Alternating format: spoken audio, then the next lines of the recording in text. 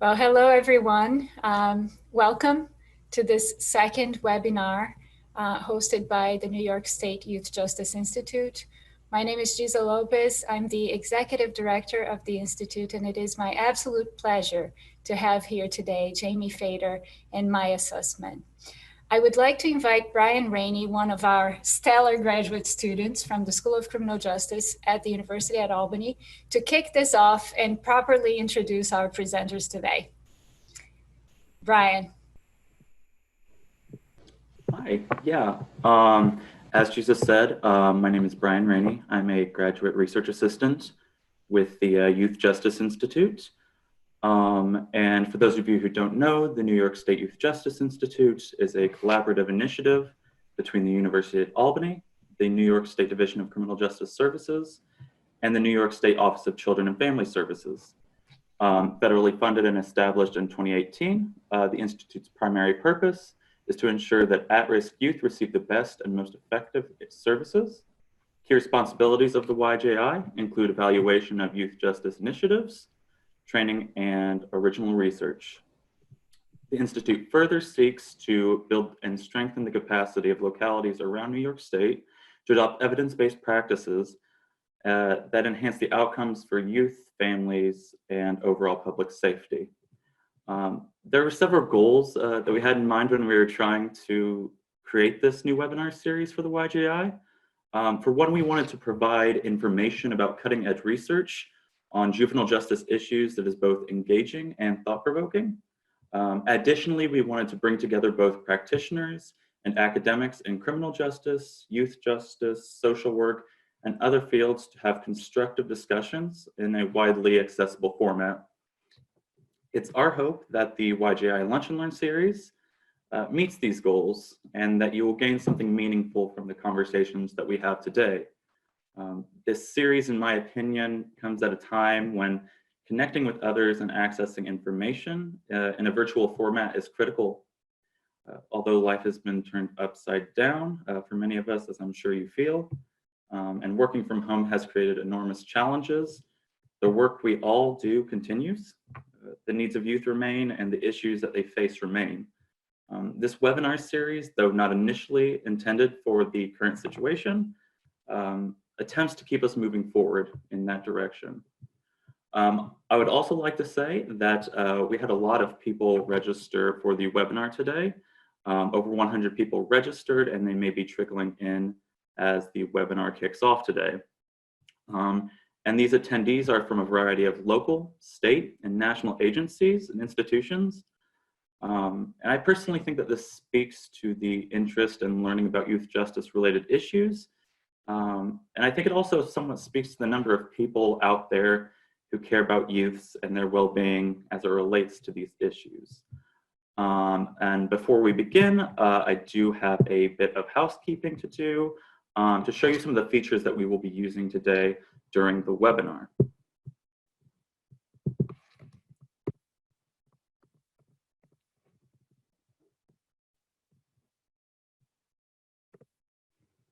So, Zoom has a nifty feature that allows you to raise your hand during the appropriate time to offer comments or questions.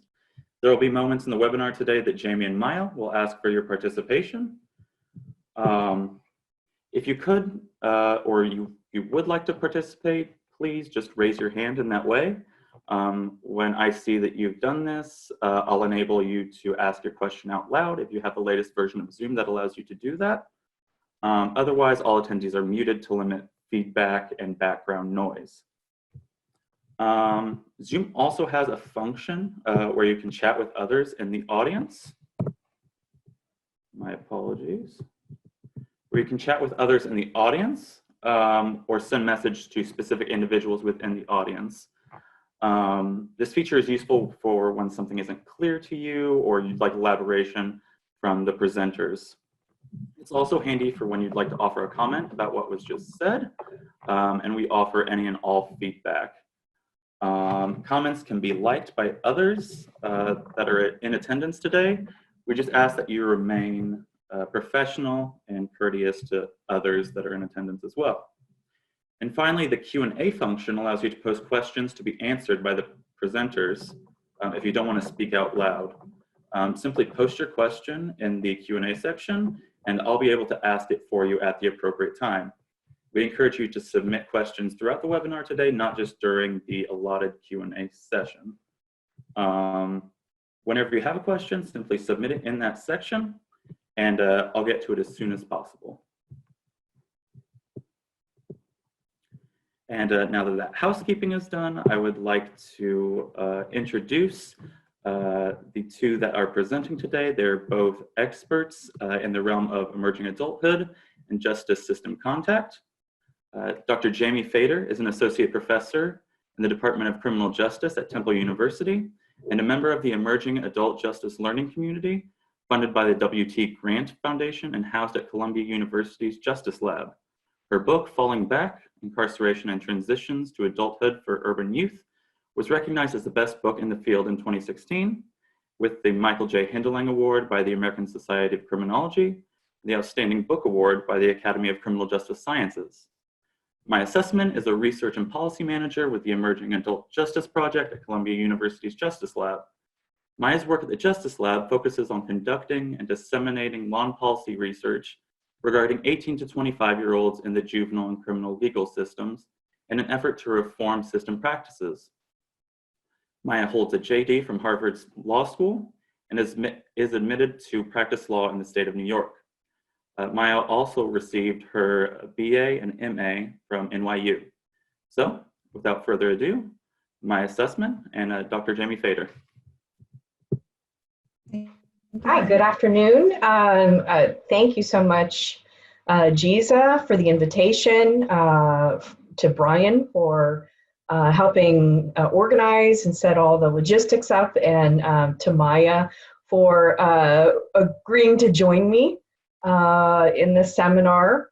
Thank you all also who have tuned in today, especially for giving me an excuse to wear something besides my pajamas. And today we're going to be talking about system-involved young people who are between the ages of 18 and 25, people we call emerging adults. And before we start, I just want to get you kind of into the headspace of an 18 to 25-year-old. Travel back in time. I'm not sure how far you have to travel. For me, it's a few decades. And think about what your priorities were during this time. Think about the times when you may have broken the law in small ways or even large ways, and somehow managed to be here today as what I imagine is a productive adult citizen. And think of some of the silly things that you did during this age that are characteristic. So I thought I'd kick off by sharing a terribly discrediting story about myself at this stage of life, just to kind of set the stage. When I was 18 and went away to the University of Florida, I was living in the dorms there, which were, old-timey dorms where there was only one kitchen on the whole floor, and I think probably about 42 young women shared the same kitchen. And it was a couple weeks into this fall semester, and I had splurged on tuna helper, which was a big deal because there was protein in it. And I made it all up and put it in a container, put it in the oven, and just as I was getting ready to close the door, I realized that the oven was really gross. And it seemed totally unsanitary for me to cook food in there. So I had a bright idea to take some saran wrap and cover the casserole before putting it in the oven. So I felt very pleased with myself. Put the saran wrapped casserole into the oven for 355 degrees, 30 minutes, walked away, patting myself on the back, thinking how adult-like I was, and returned 30 minutes later to find, what you might imagine, melted plastic all over my tuna casserole, thus fulfilling my high school yearbook destiny of being book smart but having absolutely zero common sense. So this is albeit a discrediting story on my part, this is typical behavior and thinking for an emerging adult. And so this is the kind of mindset that I'd like you to take as we talk about people this age who are involved in the justice system. So if you'll just give me one little transition second here, I am going to share my screen and we'll go to my slides.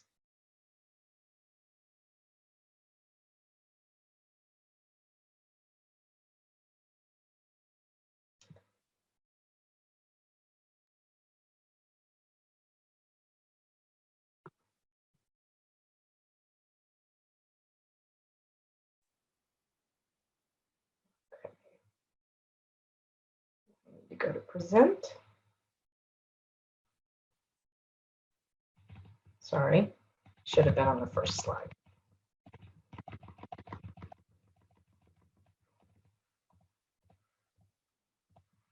Okay, so here's what we're hoping to accomplish in today's session. And I'm going to take the first part, and Maya's going to take the second part.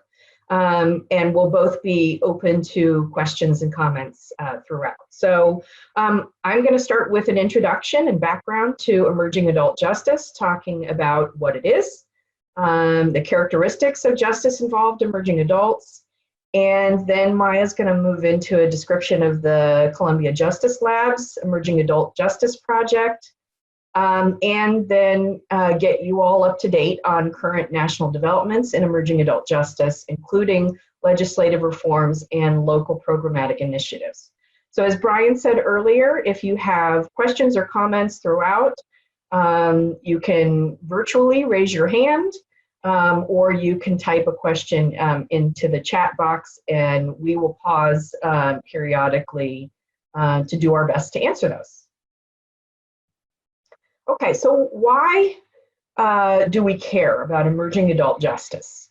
The first and probably most important thing is that we know that brain development and psychosocial development continues until the mid-20s, and yet 18 to 25-year-olds are treated as adults in the justice system. So we pretend as if development stops at 18 when we know, in fact, that's not the case.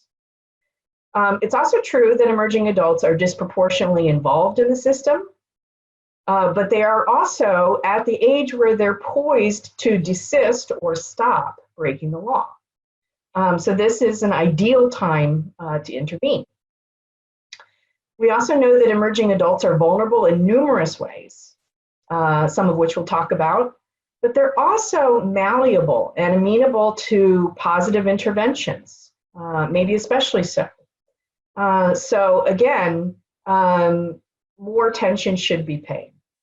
And finally, I think emerging adults present an opportunity for us to leverage existing reforms that are happening in the juvenile justice system, because the science of adolescent development can inform both. Okay, so characteristics of emerging adults. First, and probably most relevant, they are typically engaged in a wide variety of risky behavior in nearly all domains. And that is because as their prefrontal cortexes are still developing, as their psychosocial maturity is still developing, they are still impulsive and sensation-seeking. And when they're in the process of making decisions, they're more likely to weigh the present than to think about the future consequences of their actions. They also, for the first time in their lives maybe, are less restrained by parental supervision during this period of time. So this is a period of time where there aren't as many responsibilities as later adulthood, but a lot more freedoms and not fully developed executive functions like decision making. So emerging adults feel like they're in an in-between stage. They don't feel like adolescents anymore, but they don't feel quite like adults.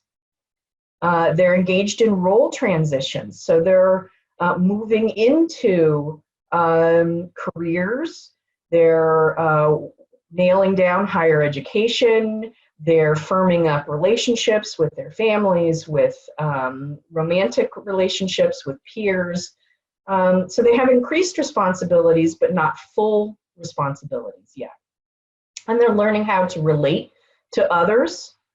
They're doing a lot of exploration and experimentation. They're figuring out what kind of careers they'd like to go into, what kind of relationships they'd like to have with people, where they'd like to live. All of these things are getting sorted out during this period. And from a psychosocial perspective, they're starting to develop a cohesive or integrated identity. It's the kind of identity that doesn't shift from setting to setting and becomes kind of more holistic or permanent. And importantly to our discussion about justice, they're developing pro-social attitudes and behavior during this time. So they're risky, but they're in the process of becoming pro-social adults, and most of us do. And finally, they're learning civic responsibility, things like voting, completing the census, and they're learning generativity, or giving back to the next generation or to other people in their community. Hey, Jamie. Yes, sir. Pardon the interruption, but we have a question. Okay. Josh was wondering, if you could clarify the relevant differences between the older and younger adolescent population. So you hear a lot about what they have in common, but less really about what the differences are. So I think it's really useful. Great question, Josh. I think it's really useful to think about emerging adults as occupying this space between adolescence and mature adulthood. And so, while they have many of the characteristics that we have learned in juvenile justice apply to adolescence, like immature decision making, like disproportionate influence of peers. But they are moving toward adulthood. And so expectations of them are that they begin to take on adult roles, that they begin to be independent financially, and in other ways, that they become responsible for themselves. So if I switch to the next slide, this may also help answer some of this question about what makes emerging adults distinct. And part of this has to do with psychosocial development. Right? So it's not just brain development, it's the way that we relate to other people and figure out what place that we have in the world. And so emerging adults are developing, but not consistently able to employ the following marks of maturity. The ability to keep long-term commitments. Right? I learned this when I was doing research on adolescents, and they would make appointments with me, and then I'd show up and they wouldn't be there. So I would get stood up all the time. And then I started researching people who were a little older, and they were much more consistent, or at least they would text me if they weren't going to be there. They're working on things like not being shaken by compliments or criticism. That has to do with that cohesive, integrated identity I mentioned. They are beginning to possess a spirit of humility. They're making decisions based on character, not emotions. So they're figuring out, is this something that I want to do? They're prioritizing others before themselves. That's related to that idea of generativity or giving back. And they're seeking wisdom. They're asking mentors or role models before acting. Right? So emerging adulthood is this in-between phase where we're nailing these skills down on our path to become healthy, mature adults. I hope that answered your question, Josh. Okay, thinking about today's emerging adults and the kind of generational influences they've had, we're thinking here about people who were born between 1995 and 2002. Just thinking about this generationally, we're thinking about a generation of people who experienced 9/11 and are now going into their second recession. So they've experienced a lot from a historical and structural perspective in a pretty short period of time. And that has really shaped their generation. They're obviously technology focused, in case you haven't noticed, the rise of people who are buried in their phones. But also they grew up in a particular era of criminal justice practices, including the expansion of stop and frisk policing. So a lot of emerging adults, especially those who live in urban communities in New York City, for example, and who are young people of color, have experienced regular contact with the police during the era of stop and frisk policing, during their school hours with the expansion of police in schools. So the criminal justice system has expanded during their time of growing up. And they were also being schooled in the era of high stakes testing. And if you don't know why that matters, I certainly see it in my teaching because students get a lot of anxiety around exams, around being assessed. That certainly has rubbed off from feeling a lot of pressure in their schools to perform on these standardized tests. We see anxiety and depression on the rise in emerging adults, and a lot of instability in employment, which is due to a restructuring of our economy. We see more and more jobs that are in the gig economy, which are nice on one hand because they're really flexible, but they also don't provide stability, guaranteed hours, guaranteed income, retirement benefits, health insurance. So our emerging adults are kind of facing an uncertain future, especially now in the era of COVID, around joining the labor market. They're also looking at college and the rising costs of tuition and the looming student debt crisis that we're having, and they're thinking about whether it's worth it to go to college. And the old markers of adulthood that we used to use, like marriage or moving out of your parents' household, those transitions are happening later in life because of all of these shifts in the contemporary economy. So emerging adults are facing a very different social structure than those of us who are a little bit older. So turning now to those who are involved in the system. We see young adults, emerging adults who are overrepresented in just about every phase of the criminal justice system. This is a report from the Justice Policy Institute in 2016. They use the term young adults. We now prefer emerging adults. But here we're looking at 18 to 24-year-olds in this case, who represent about 10% of the US population, but they represent 12% of the prison population, 21% of prison admissions, 26% of those on probation, 28% of arrests nationally, 28% of people in jail, and 40% of robbery and homicide arrests. So we see a small number of people, 10% of the population, who are disproportionately involved in the system and disproportionately requiring a lot of resources as they process through the system.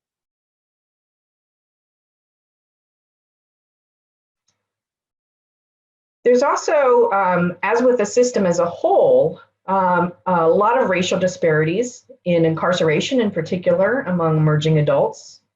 So if we look specifically at the age group 18 to 19-year-olds, we see Black men who are 12 times more likely than their white male counterparts to be imprisoned, according to the latest BJS report. And if we look at the racial disparity for women, it's 4.4 to 1. According to that report I mentioned earlier by the Justice Policy Institute, In a sample of 8 cities and counties, emerging adults represented 8.4% of the population, but a quarter of those in jail, and almost 3/4 of those people in jail were emerging adults of color. And finally, looking at people who have long prison sentences, 10 years or more, 1 in 5 of those individuals who's serving 10 or more years is a Black man who was incarcerated before age 25. So this is a group that's disproportionately involved in the justice system and where intervening could make a huge impact. So emerging adults are both at risk and at promise. We see that their recidivism rates after prison are higher than other groups. And why, you might ask? Well, they're exposed to trauma inside prisons, especially adult prisons. They're exposed to negative influences on the inside. And when they get out, their felony record prevents them from having an easy time finding a job. So all of these things lead towards more reoffending afterward. They're also twice as likely to experience crime, to witness crime, or to be victims of crime than other age groups. So they're not just perpetrating, they're also affected by crime. Young men of color are especially likely to be victims of violence, and they're also subject to hyper surveillance and incarceration. In terms of homelessness, a Chapin Hall report found that 1 in 10 emerging adults has been homeless in the course of the year prior to the survey. And Housing and Urban Development Study found that 53,000 emerging adults per night are homeless. And we see also disproportionate involvement in substance abuse. 3 times more likely than other groups to report last year misuse or dependence on substances, alcohol or drugs, and opioids responsible for more than 25% of the fatalities for 18 to 24-year-olds in Massachusetts. And one thing I will say about these numbers is that they're really pretty hard to get. A lot of justice figures aren't disaggregated by age, so it's hard for us to parse out that 18 to 25 group to see what's going on with them. That's certainly something that's valuable, especially that the Emerging Adult Justice group has done at Columbia. The next thing I'm going to show you is a quick video that was produced by a fantastic project in New York City called Echoes of Incarceration. And these are emerging adults whose parents are incarcerated. And they teamed up with the Emerging Adult Justice Lab and did a series of videos on emerging adult justice. And I think this one is the best. This is the one that I showed to my students in juvenile justice. So I'm going to play this now and hope that you have volume.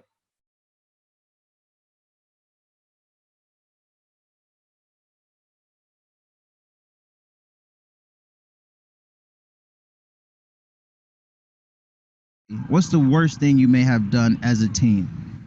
Trespassing, maybe a little bit of vandalism. I went to steal hair clipper from H&M.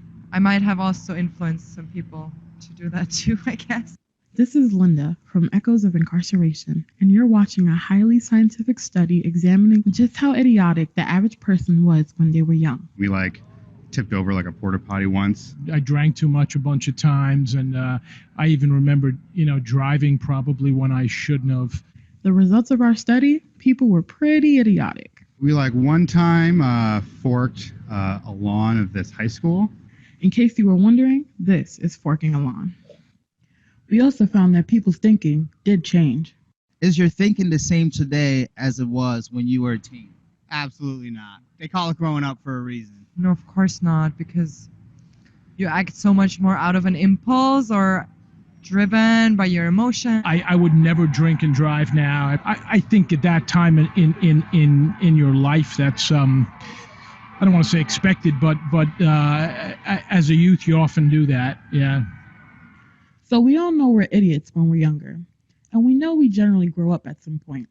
But my crew and I were exploring a more difficult question that has important implications to criminal justice. When exactly does that change happen? When do we naturally age out of being such idiots? And at what age are we fully responsible for our actions? Here in New York, that answer used to be clear. 16. 16-year-olds went to adult courts, got adult sentences, and their convictions stayed on their record for life. For years, advocates fought to change this law, and when they made the case, they often brought up science and adolescent development. In 2017, New York did more or less raise the age to 18. But the funny thing is that the science that the bill is based on doesn't say anything about the age 18. So why are we stopping at 18? Why isn't an 18-year-old or a 19-year-old or a 20-year-old getting the kinds of treatment that we're giving to 16, 17-year-olds? Because there's really no difference. This is Vincent Chiraldi. He ran Washington, D.C.'s juvenile justice system, as well as New York City's Department of Probation, and now co-directs Columbia University's Justice Lab. So young people in this age range are more volatile in emotionally charged settings, less future-oriented, greater risk takers, and more peer influenced. I got a 24-year-old son. He can't rent a car. That's not because Hertz doesn't want his money. Hertz wants his money. He's a bad bet because he's young and when he's around other folks, more likely to engage in risky behavior. So when does the brain age out of risky behavior? As it turns out, the rental car companies are pretty on point. We talked to Nellie Aaliyah Klein, a neuroscientist at the Friedman Brain Institute. What is really fine-tuning in the brain towards that time from 16 to about 25 is you emerging as an adult. And you emerging as an adult has a lot to do with the decision making. You look like an adult. You're an adolescent, but you look like an adult. But your brain is very different. She has a point there. I'm 19, and when I'm not busy being a journalist, I still do stuff like this.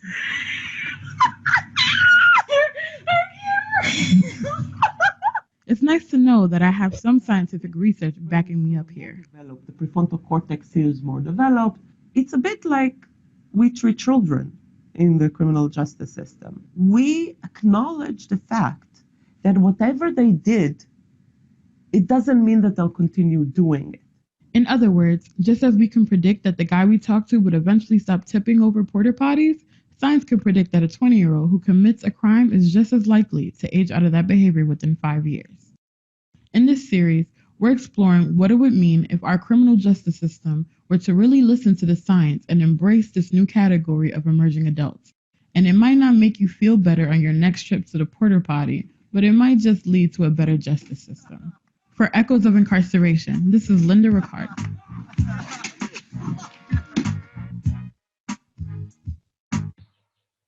Okay, I'm going to skip through these last couple slides because I see that we're running a little long. So I'm actually going to move over to Maya because I don't want to shortchange her in terms of time. And she's going to talk about the Emerging Adult Justice Project and what's going on nationally in this regard. Thank you, Jamie, and thank you again to our hosts. Also, there will be an opportunity at the end of my portion if you have any questions for Jamie or for myself. So I am Maya Sussman. I am from the Emerging Adult Justice Project at Columbia University's Justice Lab. At the project, we are committed to creating fair, effective, and developmentally appropriate responses to emerging adults who are swept up in the legal system. We do so by blending research and practice in several key ways. So the first is conducting research and spreading that information.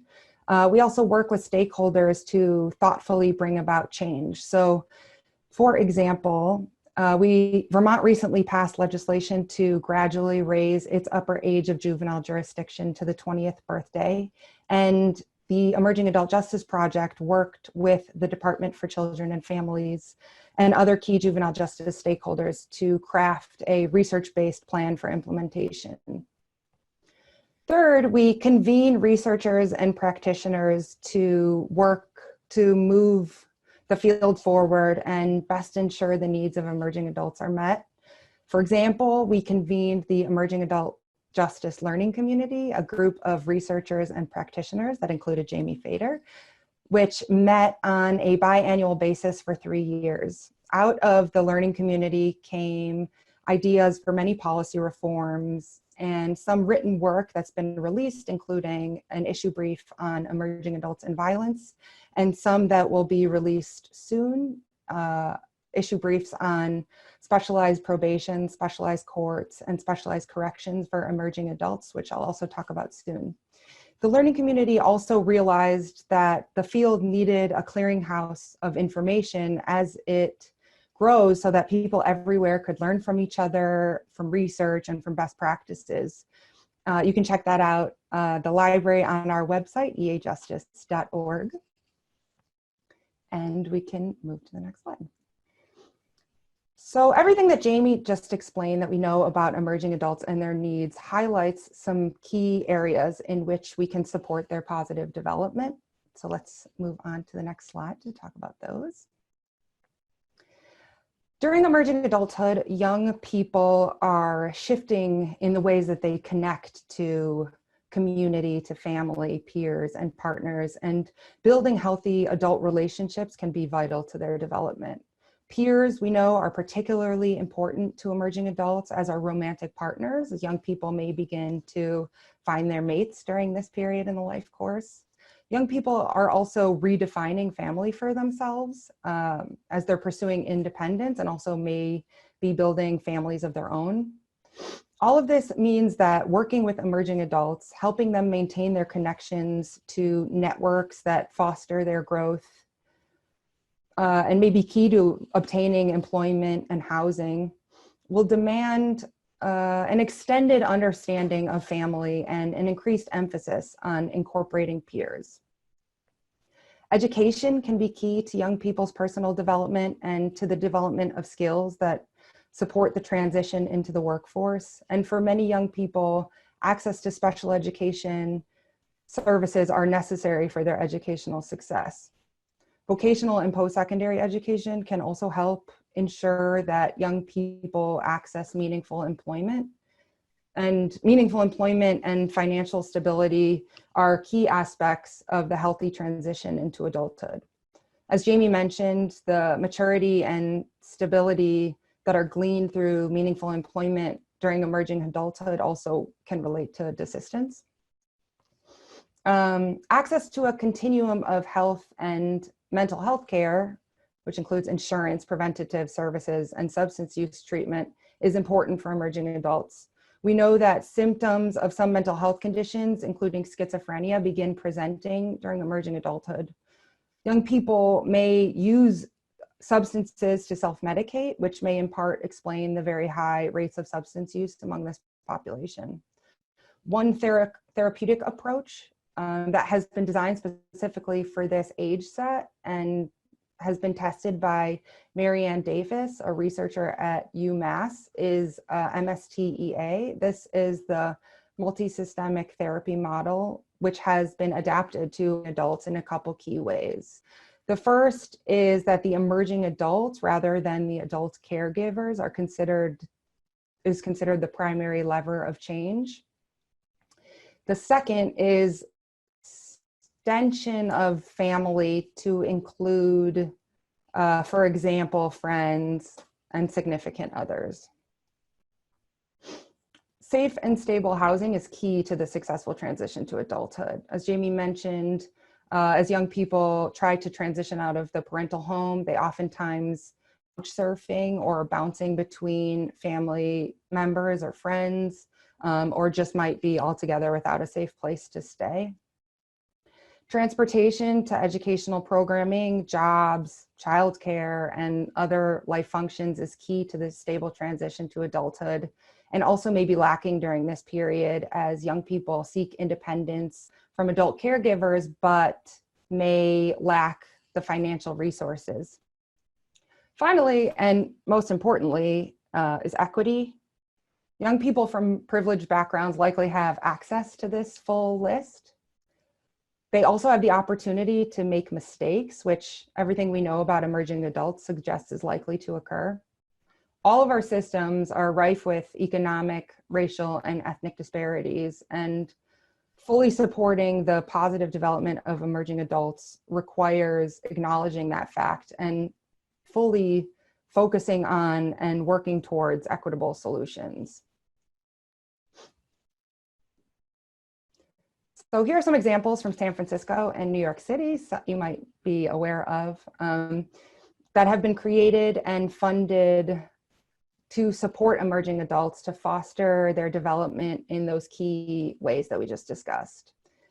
New York City's Young Men's Initiative, or YMI, was created in 2011 to address increasing disparities among Black and Latino men between the ages of 16 and 24 in education, employment, health, and justice. It has since been expanded to serve all boys and young men of color and also young women.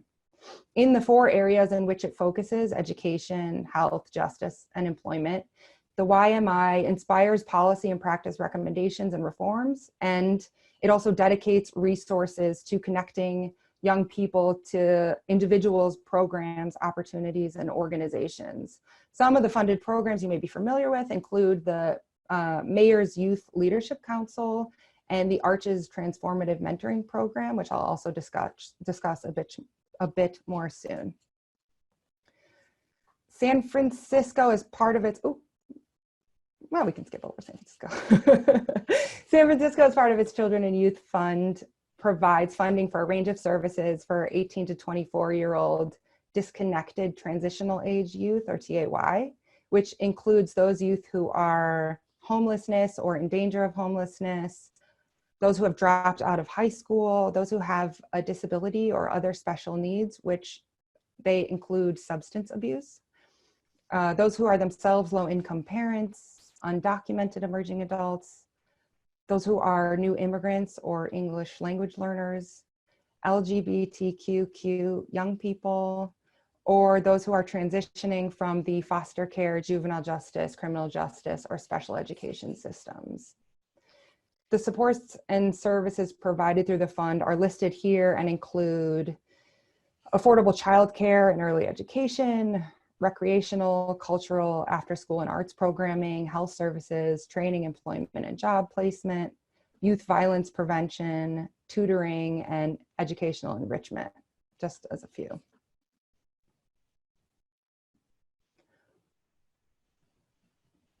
So while the best way to support the healthy transition to adulthood is to not involve young people in the justice system can be responsive to those key areas for emerging adult development that we just went over. First, diverting young people as often and as early as possible can limit the negative consequences of system involvement, particularly when the diversion is light touch. The justice system can also use models that are embedded in communities from which young people come, so that young people are not removed from the places and people and supports with which they're most familiar and that we just mentioned are central to their success. For example, ROCA and UTEC are model community organizations in Massachusetts that work with emerging adults in their communities and provide young people access to an array of resources, from mentors to employment opportunities. The models best suited for emerging adults operate from an understanding that their growth is not linear, that experimentation and making mistakes, as Jamie mentioned, is developmentally normal. The justice system can also remove barriers and provide supports whenever possible. So for example, the Youth Engaged in Services program, or YES program in Massachusetts, provides an opportunity for the Department of Youth Services to provide extended support on a voluntary basis for discharging youth up to age 22, which allows the department to provide key support for programming for things like housing and education. The majority of youth aging out, the majority of youth aging out or discharging actually choose to participate in the YES program. And the YES program has been found to reduce recidivism. Great. So when we talk about emerging adult justice, we're primarily talking about people accused of law breaking as emerging adults who are then in contact with the adult criminal justice system. Taking in mind everything that Jamie just said, the question then is, how can we reform the justice system for those emerging adults? Around the country in recent years, there has been a wave of reform efforts, which we think of as falling within two categories. The first, as you see the beginning of here, are local and regional initiatives. And the second are what we think of as systemic reforms, which are primarily legislative and help ensure that young people throughout the state receive similar treatment.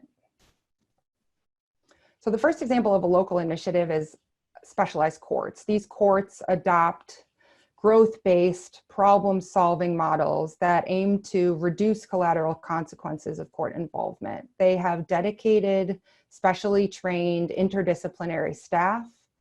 In them, case plans are created based on individual risks and needs, and successful completion of the case plans can lead to a range of outcomes that include reduction or dismissal of charges or sealing or expungement of records. The Brooklyn Young Adult Court, for example, works in partnership with the Center for Court Innovation's Brooklyn Justice Initiatives, and that court sees misdemeanor cases of 18 to 24-year-olds. In Dallas and Williamson counties in Texas, the Lone Star Justice Alliance has created a pre-indictment diversionary program for young people accused of felonies as 17 to 24-year-olds. That program provides participants community-based services through a localized, integrated program that is structured to support positive life outcomes and improve health outcomes. It's currently being run as a randomized control trial with researchers from University of Texas, Texas A&M, and Harvard who are examining its impacts on an array of life outcomes.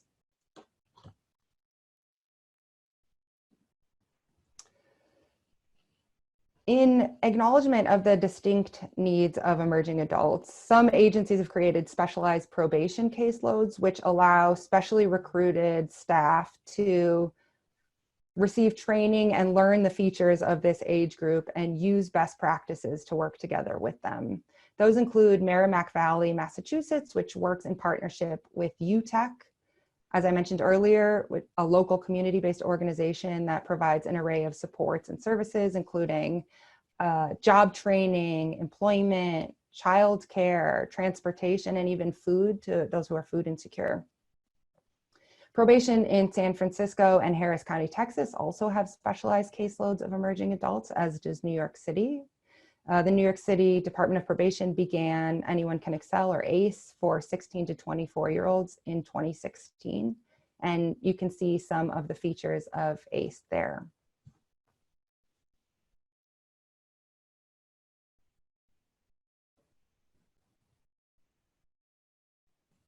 We can move on.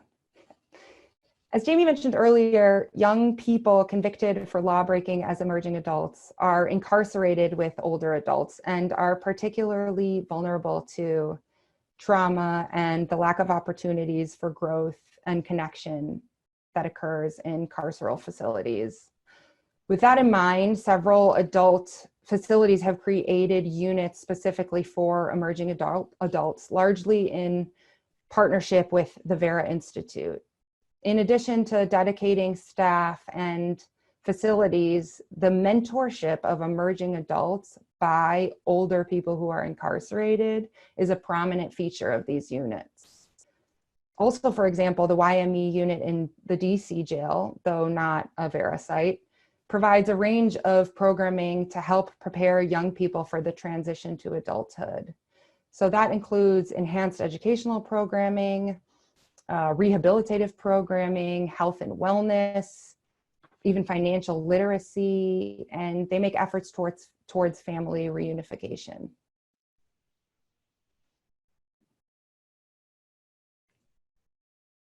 So you can move on to the next slide, please. There are also systemic reforms, as I mentioned, that aim to reduce the consequences of the criminal legal system. Oh, you can, yeah, that's great.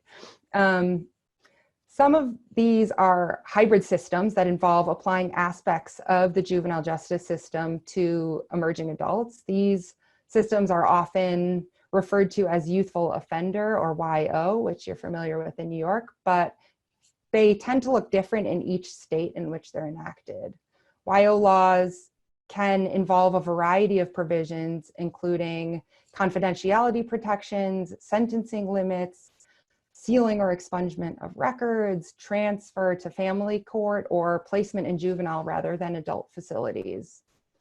The acknowledgement that these protections can impact justice system outcomes for emerging adults has led several states to recently expand their YO provisions. So for example, Vermont recently raised the upper age of its YO provision from 18 to 22. Similarly, DC raised the upper age of its Youth Rehabilitation Act from 22 to 25. Interestingly, a study of the earlier YRA, Youth Rehabilitation Act, found that people who had their convictions set aside through the YRA were almost 3 times less likely to be convicted of a new offense within 2 years. So clearly, eliminating the impediment that a criminal record poses to access to education, housing, and loans helps foster young people's transition to adulthood. And that's why, for example, Massachusetts extends its expungement provision up to 21. Also, in acknowledgement of the diminished culpability of young people and their amenability to growth and development, several states, including California and Illinois, have created special parole provisions that provide earlier opportunities for parole for people who are convicted of offenses committed as emerging adults. And this legislation also requires parole boards to consider young people's or the person's youthfulness at the time of their offense.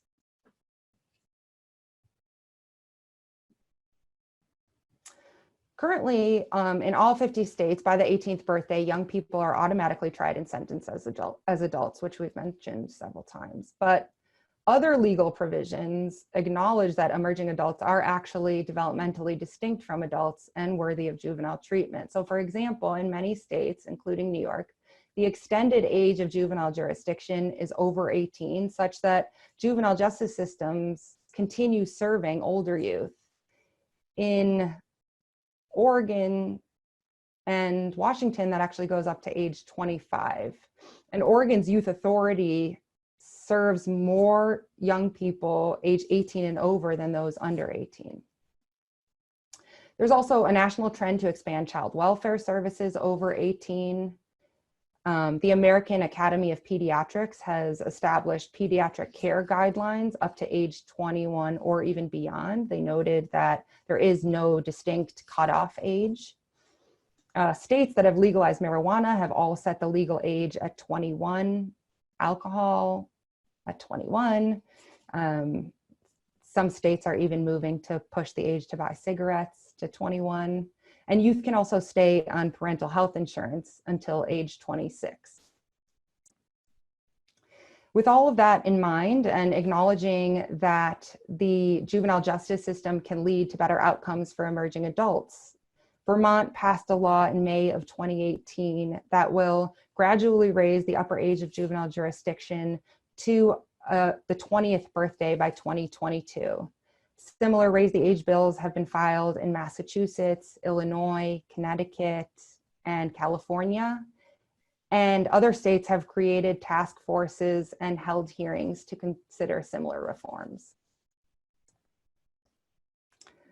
To learn more about the Emerging Adult Justice Project and Emerging Adult Justice, you can check out eajustice.org or find us on Twitter at EAJ Project.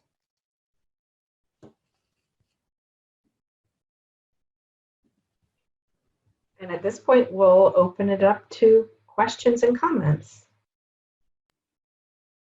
Yeah, so if you have any questions, feel free to put those in the Q&A section or just simply type them into the chat and I can ask Jamie and Maya those for you. While I give you time to do that, I have a question for the both of you. So what are the particular challenges emerging adults might face right now during the pandemic in terms of all of these issues that you brought to light? Maya, do you want me to go to those slides that you put together, or do you want to just kind of? Yeah, I mean, I can chat about it. That's fine.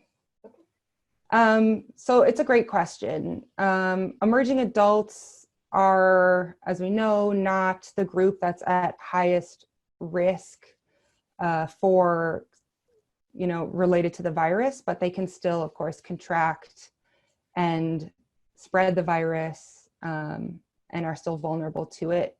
As Jamie also mentioned, emerging adults are overrepresented throughout the justice system, including in carceral facilities. And we know that the pandemic is hitting very hard in carceral facilities, and that the racial disparities are extreme within carceral facilities. So emerging adults and emerging adults of color are particularly vulnerable within our jails and prisons.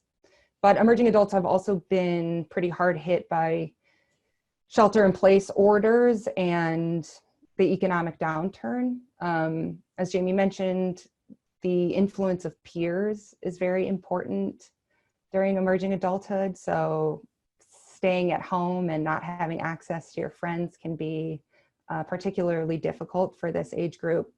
But also Americans under age 25 are almost half of workers paid the federal minimum wage or less, and almost half of working people age 16 to 24 are employed by service sector jobs. So their jobs are really vulnerable, their economic circumstances are really vulnerable during this time. And they also might not be eligible for government support and stimulus. For example, emerging adults might not have the work history that's required to collect unemployment.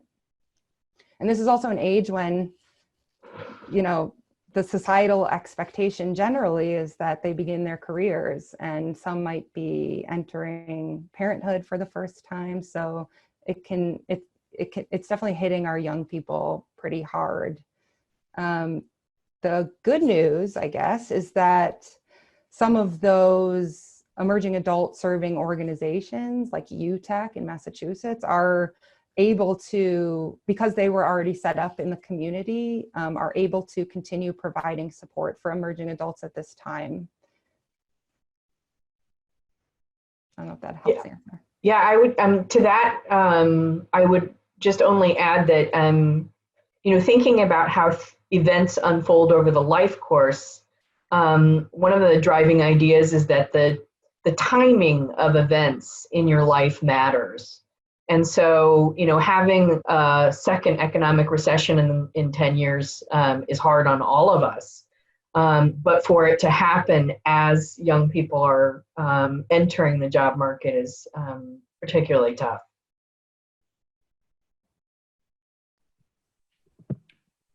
Thank you both. I think it's about that time.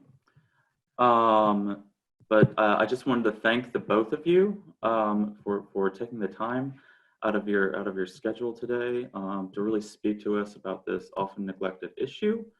And as always, I just want to remind everyone that the views and statements expressed here are those of the presenters and are not necessarily those of the YJI. And I am just going to end with some announcements. Would you like me to stop sharing? Okay. I believe I have it now. Okay.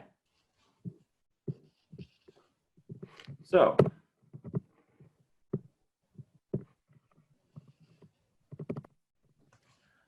before we close, I do have just a few announcements just to put on everyone's radar. The next webinar of our Lunch and Learn series will be on Tuesday, May 26th at around the same time. And we'll be featuring Dr. Aveline Hoban, who will be speaking about her work on evidence-based interventions for improving social skills among those youths who are involved in the justice system. In future webinars, we will be hosting Dr. Sarah Mounts of UAlbany and Dr. Timothy McCuddy from the University of Memphis. So be on the lookout for future webinar announcements for us. The YJI will be holding a virtual forum in early May called Are the Kids All Right? COVID-19 and Youth. This series of web-based panels, they discuss and explore the pandemic's current and foreseeable impact on children, teens, and young adults, as well as innovative approaches to the present crisis. Each panel will focus on a key environmental factor that's affected by the pandemic and relevant to justice-involved youth, their homes, schools, communities, justice systems, as well as detention and placement settings. Experts from diverse fields will examine these issues while centering on the disparate impacts of COVID-19 on historically marginalized populations. Please visit the link that's listed here on this slide to learn more and to register. The YJI also has a new podcast series called Let's Talk About Youth Justice. The inaugural episode will feature a conversation that I had with Dr. Tim McCuddy, who spoke with me about traditional bullying, cyberbullying, and issues related to both. So we hope to release this episode later this month, so just keep an eye out for that on our website. And then shortly after we finish here, we will be sending a survey to all of you via email. If you have the time, please complete the survey as it allows you to provide further feedback and questions for us. This information will be used to improve future Lunch and Learn sessions, and it should take no longer than 5 minutes. And finally, if you've not already done so, feel free to connect with us on Facebook, Instagram, Twitter, and or LinkedIn. The links to those accounts can be found on our website or right here. And then in closing, I just want to thank you all for taking part in this second session of the YJI Lunch and Learn series. We hope that you've gained something from this session and that, that you have even more questions that you can ask us, email us, and we can hopefully get you some answers for that. So thanks everyone. Thanks Maya, thanks Jamie. We'll pass on to both of you any questions that we get after this. But I wanted to make sure you know there have been many kudos to your presentation going on here during the chat. I know that it's hard to present and read the chat at the same time, so you did great. Thank you so much, and we'll be in touch. Thanks to everyone who attended today's webinar. Thank you, everybody. Stay safe. Wash your hands. Thank you all. Bye, everybody.